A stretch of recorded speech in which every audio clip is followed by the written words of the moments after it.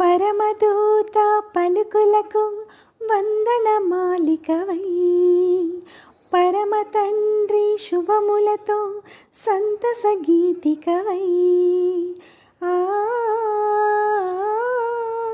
ఆ